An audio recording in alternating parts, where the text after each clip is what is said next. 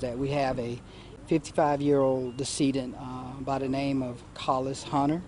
Um, we also have a victim of a gunshot wound in 78-year-old Ella Heidelberg.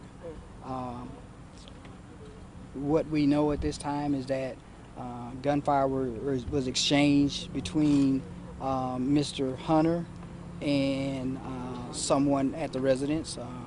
And so we're still doing our interviews, trying to make sure we get our statements and make sure we need to tie all the loose ends up that we need to do. We'll present our information to the district attorney's office, who will let us know whether this will be a self-defense case or whether we're going to be bringing charges against anybody.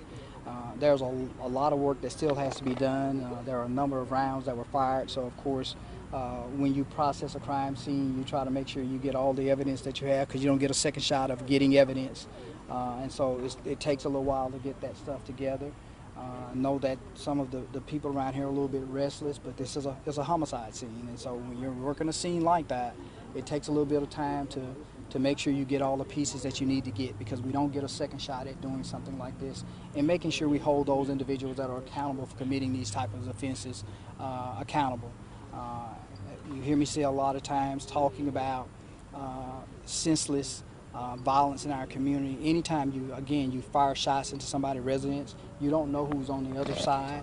And so I'm almost positive that Mrs. Heidelberg was not our intended victim in this particular case. But when you fire shots inside a house, not knowing who you're shooting at, you have unintended victims. And so we're prayerful that she's going to be okay. It's my understanding that she's being treated at the hospital at this time, and everything looks okay. Again, our decedent, unfortunately for him, again, he fired shots and shots were returned, and so we'll work this investigation until it's complete, and we'll present the information to the district attorney's office and see what happens from there. What do you want to say to people who think they can, take matters into their own hands on the street and start firing? You know, it's a problem we've been dealing with for years, and I've always said this, is that the way we stop this type of violence is community engagement. People that know who's firing these shots need to speak up so that we can stop it, because the next time shots are fired, it could be their residents, it could be their loved ones that are being assaulted, and so we need their help in making sure they let us know when these incidents occurs. The retaliatory action that occurs as a result of it only leads to more trauma in our community, leads to more tears, leads to more burials. And so we need people to step up and do their part, no matter where you live at in the city of Mobile or in Mobile County as a whole. Step up when you see this type of violence occur. Identify those individuals that are shooting in your neighborhood, because the next time it could be your residence that's fired into. Chief, do we have an idea of a motive at this point, or do we think this was an isolated incident? I don't know about a particular motive at this time. As I said, if we update tomorrow, we'll be able to let you know if we've had calls for service at this residence, what type of calls for service they were. I don't have that information available at this moment in time, but that's something that we can update the story to tomorrow about, calls for service at this particular residence or in this particular area. Can you spell those names for us? I can't tell you that they're exactly right, but Mr. Collis Hunter, Hunter. How do you spell the first name? Colise is what I have. I'm not sure if that's correct, but that's what I have.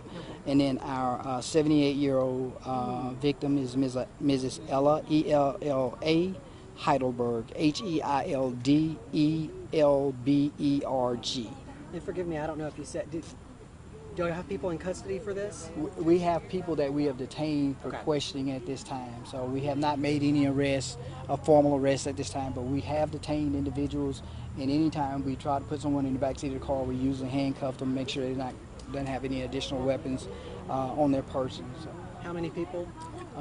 Right now, we've detained at least 3 different individuals. Okay. I just saw one of them released a few minutes ago, and so I don't know if the other 2 have been released at this point. So, any other questions? All right. Thank you. Thank you so much. Thank you. Okay.